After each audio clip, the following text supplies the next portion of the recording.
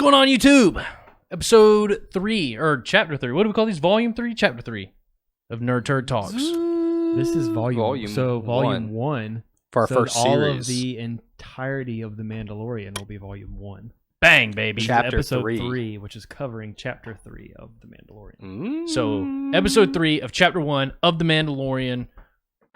I think I still said it wrong, but we're covering chapter 3 of the Mandalorian in this episode of NerdTurd Talks.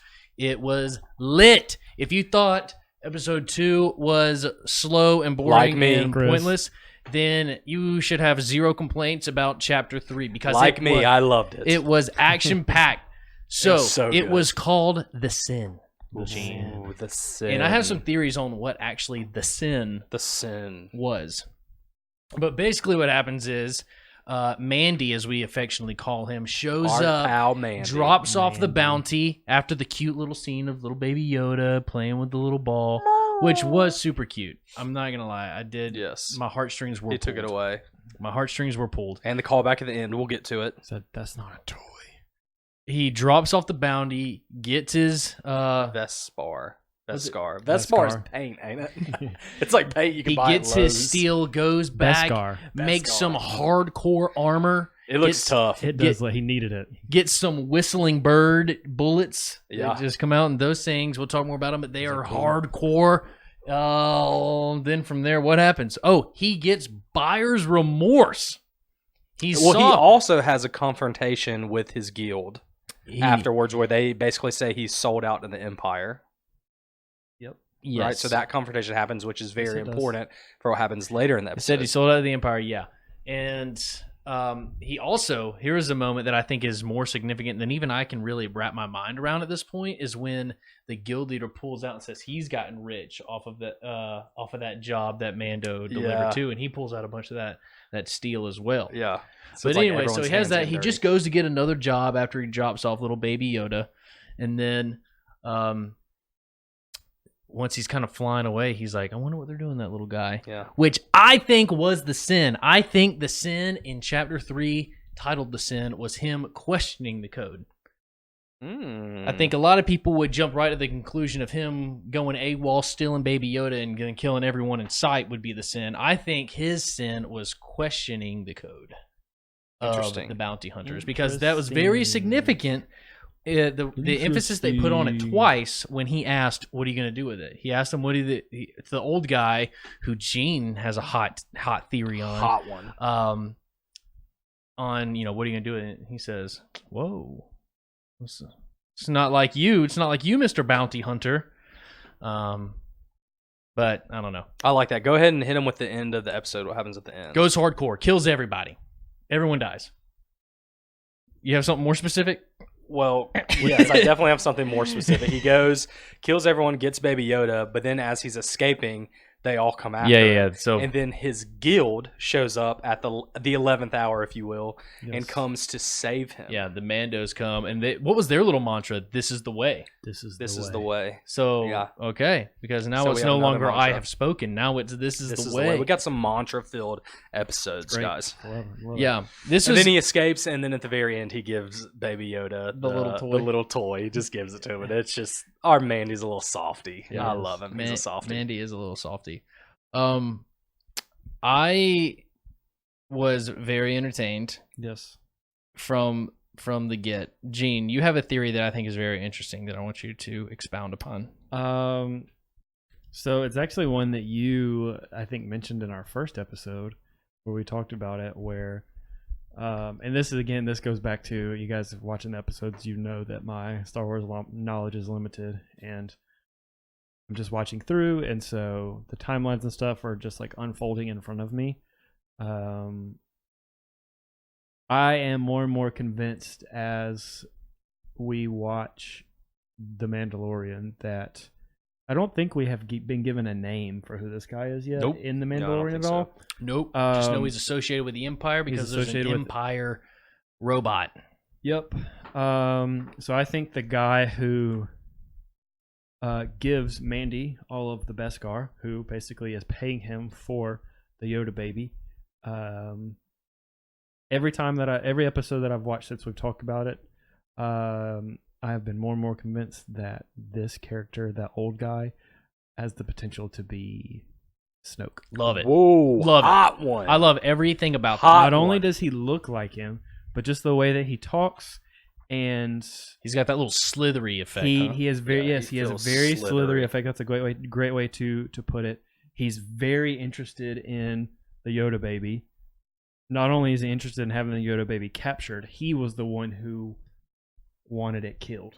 Yeah. Which we so know when that little comment, I'm very interested. I know bounty hunting's a complicated job. If you can, I'll give you reduced pay if you can provide proof of termination. Yes, proof of termination. He was very and that was something that the scientist guy who was also part of whatever this empire regime, like side regime is, like wasn't he wasn't on board with. He did not agree with that, with the like proof of termination. So we know now, obviously, episode 2, that this Yoda baby has some semblance of the Force within him, within her. We don't even know if it's. I don't know how that works. We don't know. It's true. You know, it has some semblance of the Force in it, and knows how to use it. And whoever this guy is, wants it gone. I'm with you on this. I'm not convinced that this is Snoke. I think that they are directly tied to Snoke. Mm-hmm. I didn't even think about it the way you were thinking about it. Of this guy was Snoke. Yeah, that's interesting to me. I'm very intrigued by that thought process because you're right. There are some similarities just in character and behavior and how they, just their mannerisms in general. I think they are directly associated with Snoke. I think little baby Yoda is a clone of Yoda. Interesting. So the scientist dude, he has a patch on his arm. Now, this isn't like a 1-for-1 match because you don't get a great shot of it in this episode, but it looks pretty similar to the same patch that they had on their uniforms at the cloning facility in Camino. Yeah. And it would be very interesting to me if they had cloned a little baby Yoda and gave it the whole accelerated living and accelerated aging and everything else that they gave the other one, because even Yoda wasn't like 900 years old when he died. Yeah, he was 900, 850, something like that. Yeah, he was super old, and so I don't know. I just think there's a lot of things lining up, especially with the fact that this thing was. I don't know. I feel more and more that this is just going to be Yoda. They haven't named him yet. I think he either dies before we get a name, or this is named. Right there. This is you find out that this is Yoda. I'll tell you, kind of switching gears a little bit. Do you think at this point that they have the stones to kill this little baby Yoda? He's gonna die, definitely. He can't. There's no way that being could exist in the Force and not have any impact in episode 7, 8, and 9. Unless we see him in 9, they're gonna kill him. Which we could see him in 9 because last episode. What if we see a redemption story here? Little baby Yoda fighting off the Palpatine that they've teased at. I don't know. I don't think it's going to have that much tie because I think that would be interesting. There's just no way they can have this be like a pinnacle thing in the Skywalker saga.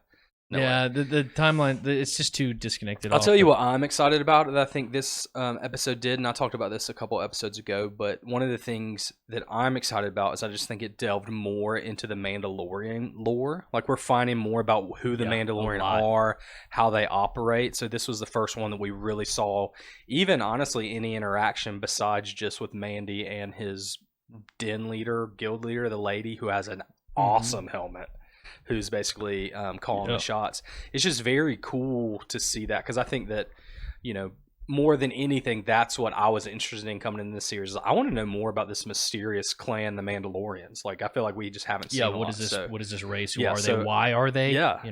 Because I'm just excited to see what that looks like. How are they, like, primarily bounty hunters? So I think that we're going to get a little bit of that now that you're seeing him kind of team up with his guild. With his homies? Yeah. Yeah, there's a lot of that. You are starting to find out more about even just how they interact with each other. I mean, you saw Mandy and another bounty hunter almost throw down over the fact that they did. They just couldn't hurt each other. Yeah. They decided to stop attacking each other. It's like, oh man. Hey, I'll tell you that one of the coolest scenes though, and this reminded me a lot of John Wick, was when you know what I'm talking about? When all of the the other bounty hunters in the guild, their little trackers started going off at the same time. It reminded me a lot of the scene in John Wick where everyone, all those guys started getting those text messages saying that there was a live bounty on John Wick. It reminded me a lot of that. And interesting. I don't know. I mean, and seriously though, how do you feel about Mandy as a bounty hunter now? You've been on the fence of you don't think he's like the most impressive thing in the world now. I think he did. I think him storming in the Empire thing and killing everyone was awesome.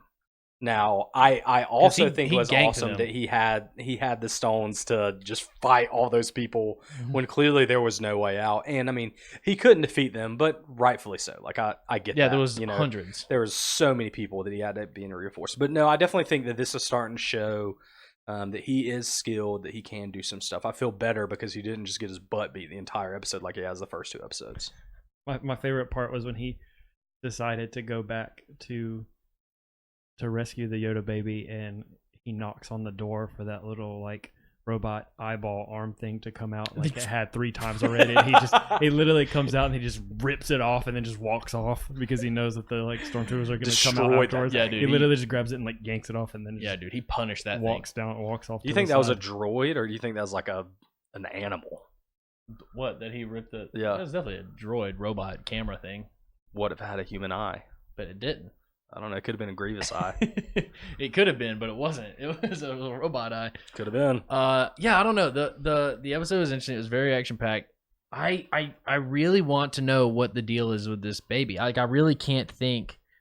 It's obviously Force sensitive. I can't believe that they would go this far without naming it and it not be named Yoda. Like, I feel like there is honestly still a reason why it's not named. Or being called something. Like, they're not even referring to it as something. Where do you think they go next? Like, now that he's living, do you think that he actually takes him to go on this bounty hunt that he's gotten? No. I think or do you think he just... I think he's fleeing. I think he's going to try to figure out what this Force sensitive thing is. I think he's probably going to have like heard legends of the Force or whatever. He's going to have known something probably in the next episode. At the time we're recording this, the episode drops in 2 days, so we'll find out soon. But do you think we ever see a Jedi? Because they're all on the run and they're kind of never. I don't think we're going to see a Jedi. I think they're going to make a point in this to make it about not Jedi. I think they're going to make the Mandalorian the most impressive thing that you see, other than the fact that you've seen a little baby Yoda Force ghost. Yeah, not Force ghost, Force being. I don't know. I mean, I don't know. There's a lot of ways they can go from here. I mean, they could explore who this evil guy is that is trying to hunt down you. I mean, honestly, it might be cool if they literally never explain the origin of this little baby Yoda. They just know that they're really just explaining who this guy is that's trying to hunt him down. I mean, I don't know. You could really go either way with that, and it would be very interesting to me. Yeah. I hope you get a little bit of both. I feel like we're going to get one or the other. I don't know. How many episodes is this going to be? 10? Is it one season? Is this a standalone season? Is there multiple? It's one season. I think it's already got renewed for another season. But so it'll be a continued story. I think so. I mean, don't hold me to that, but I think that's right. I know that there's 10-ish episodes. I know the last episode of The Mandalorian is the Friday after Rise of Skywalker drops. So a week after, so the 27th of December, because the 20th is when Skywalker drops. I think the closest you'll get to Jedi, Siths, anything like that, is I think you'll hear people in the Empire mention names. Unless Gene is 100% right, and this is actually Snoke. That would be awesome. Yeah, that'd be cool. That's a sick theory, Gene. You got any predictions? No, I really don't know what happens. I honestly, like I said, I would be fine if like kind of like Tarzan or like the boy who like grew up with wolves, if like the Mandalorians like team raised Baby Yoda and he like started getting like trained kind of. I think that would be a kind of cool like way to do it. I think you are going to see the like wherever this new Mandalorian camp gets established. I think that's where you're going to see like kind of home base get established. Yeah. So I think that we're going to start seeing more. I'm excited just to see more of, like I said, what the Mandalorians do, but also what Mandy, this character that we have. I want to hear more about his story. Like, I'm really interested to hear like if he got taken from his family. You know, like whenever they're hitting the Beskar, you kind of get flashbacks every single time. You've gotten some flashbacks. So they'll have to explain that. I'm sure. Like, I'm sure that's going to be something that we're going to hear his background, and hopefully with that, like how he became part of the Mandalorians. I think that'll be a cool story. So I'm excited. I am. This has been a great spin-off, if you will, a great Star Wars story that they didn't ruin. So I'm excited about it. It makes me. Yeah, I do love that they kind of like areas like everyone's like looking over their shoulder, like we like this, right? This is good. This is good. Everyone likes this. We don't have any problems. And here. it gives me a lot of hope for Obi-Wan because I think that it's just going to be so good. Yeah, it's gonna be awesome. It's going to be so good. I was skeptical of Star Wars on a TV budget, but we'll pretty much end up there. I'm excited to get into next week's when we talk about chapter 4 of this because it's going to be really dope. I think this next episode stuff's got to go down. I think buckle up. This next episode. It's got to set the precedence of where it's going. I think because now they're kind of open. It's got to narrow back down. My Snoke theory is purely based on what I want to happen as well too. That'd be awesome. Anytime we're talking like Harry Potter theories and stuff that I like know stuff about, like I can really kind of like get into the nitty gritty and the details and the knowledge of it. But this one's purely on like it makes sense from the limited knowledge that I have, and it's what I want to. Well, so now that they've killed off Snoke, I think that they can start to explore a lot of the lore about because this is what they did with Darth Maul. Once he died, that's when you started getting him in things like Star Wars Rebels and Clone Wars, and you know they gave him a cameo in Solo. That's when you start seeing their origins and stuff really being explored is after they die. So it kind of makes sense that now would be the time for that, right?